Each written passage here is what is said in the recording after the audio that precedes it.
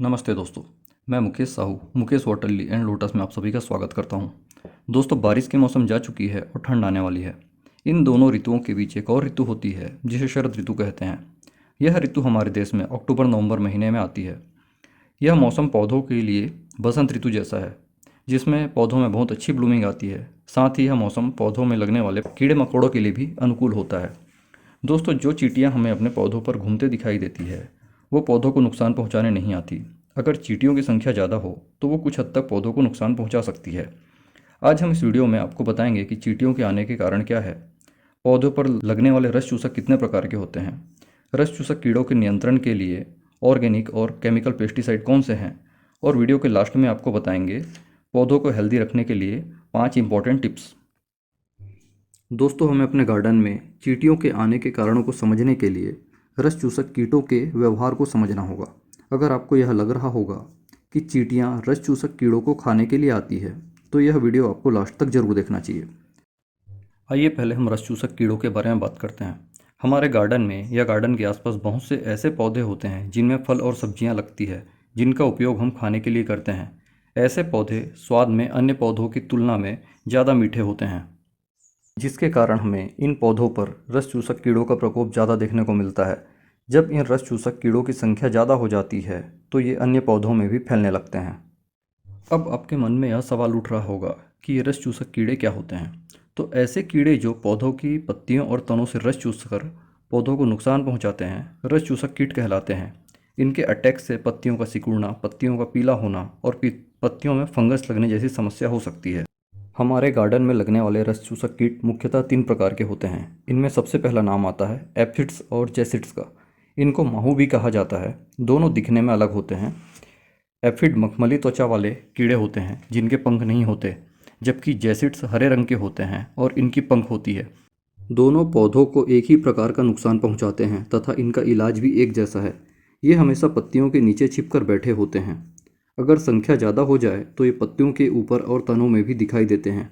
ये नई कलियों को चूसकर उन्हें पूरी तरह सुखा देते हैं। अगर इनका समय पर नियंत्रण नहीं किया गया तो ये पूरे पौधे को भी सुखा सकता है। बात करें अगले रस चूसक की, जिसे थ्रिप्स कहा जाता है। ये इंसानों के सिर में लगने वाले जुएं की तरह दिखाई देते हैं।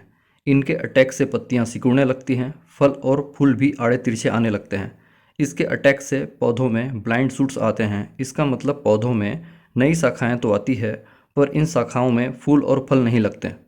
थ्रिप्स पौधों से रस चूसने के बाद जो अपशिष्ट का त्याग करते हैं, वे सूखने के बाद सिल्वर कलर के धब्बे के रूप में दिखाई देते हैं, जो कि सूर्य की रोशनी में सिल्वर कलर में चमकते हैं। थ्रिप्स के बाद अगला नाम आता है मैलीबग का। ये सफ़ेद रंग के कीड़े पौधों के पत्तियों, टहनियों और कलियों में गुच्छे में चिपके रहते हैं। इनके अटैक से पत्तियां पीली होने लगती हैं, पौधों की ग्रोथ रुक जाती है तथा फल और फूल टूटकर गिरने लगते हैं। मेलीबग के शरीर के ऊपर सफ़ेद पाउडर की परत होती है जिसके ऊपर पेस्टिसाइड नहीं चिपकता। बात की जाए रस चूसक के नियंत्रण की, तो अगर आप घर पर इसका उपयोग कर रहे हैं तो आपको ऐसे पेस्टिसाइड से बचना चाहिए जिसमें से बदबू आती है। बदबू आने वाले पेस्टिसाइड हवा में जहर घोलकर कीड़ों को मारने का काम करते हैं। इनका उपयोग खेतों में किया जाता है। रस चूसक के नियंत्रण के लिए सबसे पहला पेस्टिसाइड जो यूज़ करते हैं वह है नीम ऑयल। रस चूसक कीड़े हमेशा मीठे स्वाद वाले पौधों या खाने में उपयोग किए जाने वाले पौधों के पत्तियों पर अंडे देते हैं। इन अंडों से निकले बच्चे कोमल कलियों की रस चूसते हैं। नीम ऑयल युक्त पेस्टिसाइड कड़वे होते हैं। ये पत्तों की सतहों पर कड़वाहट फैला देते हैं, जिससे कीड़े इन पत्तों से दूरी बनाए रखते हैं। नीम ऑयल एक ऑर्गेनिक पेस्टिसाइड है। इसका उपयोग पत्तों पे कीड़े लगने के पहले किया जाना चाहिए। नीम ऑयल का उपयोग हफ्ते में एक बार किया जाना चाहिए। इसका डोज 1 ग्राम प्रति लीटर के हिसाब से किया जाना चाहिए। अगर पौधों में कीड़ों का अटैक हो चुका है तो केमिकल पेस्टिसाइड का उपयोग करना चाहिए। यह बेहतर परिणाम देता है। अब बात करते हैं सकिंग पेस्ट के लिए उपयोग में आने वाले केमिकल पेस्टिसाइड्स की। बेहतर होगा आप इन पेस्टिसाइड का नाम नोट कर लीजिए, क्योंकि ये कंटिन्यू आपके पौधों में उपयोग में आते रहेंगे।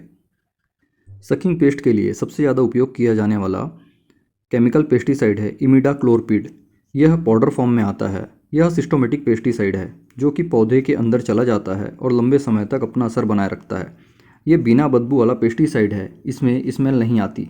ये पेस्टिसाइड मार्केट में एडमायर के नाम से छोटे पाउच में 25 से 30 रुपए में उपलब्ध है। इसकी मात्रा 3 लीटर पानी में 1 ग्राम का उपयोग किया जाना चाहिए। केमिकल ट्रीटमेंट में अगला नाम आता है थाइमेक्सियम 25% का।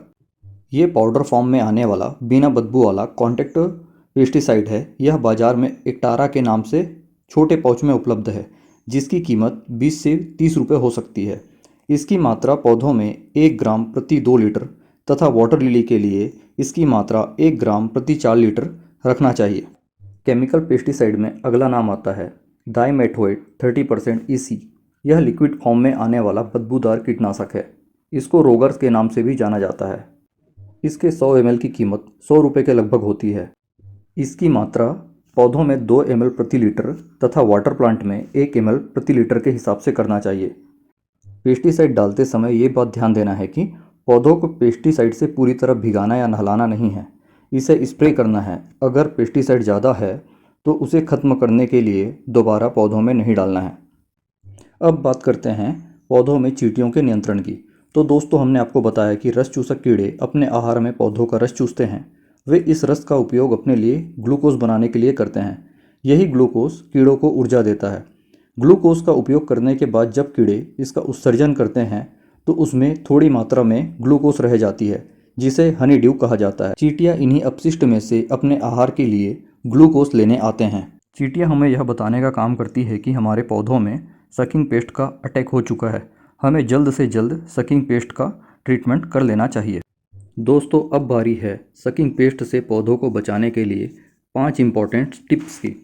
तो पहला टिप है, पौधों को पर्याप्त धूप में रखें, जिससे पौधे स्ट्रांग बने रहेंगे और उनमें आसानी से कीड़ों का अटैक नहीं होगा।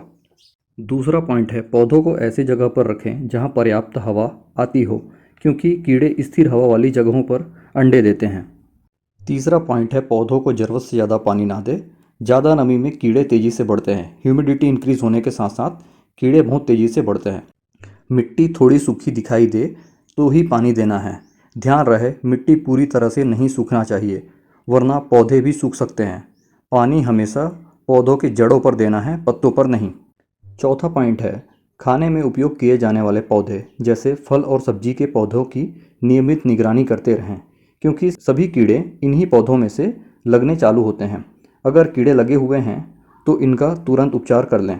पांचवा पॉइंट है, सकिंग पेस्ट से बचने के लिए नीम ऑयल का वीकली स्प्रे करते रहें, जिससे कीड़े आपके पौधे से दूरी बनाकर रखेंगे। दोस्तों, हमें उम्मीद है आपको आज का यह वीडियो पसंद आया होगा। हमें और क्या सुधार करने चाहिए और आप अगला वीडियो किस विषय पर देखना चाहते हैं, कमेंट बॉक्स पर ज़रूर लिखें। अगर आपको यह वीडियो आपके गार्डनिंग में हेल्पफुल लगी हो तो चैनल को सब्सक्राइब करें। आज के लिए बस इतना ही। जल्द ही मुलाकात होगी गार्डनिंग रिलेटेड नई जानकारियों के साथ। तब तक के लिए नमस्कार।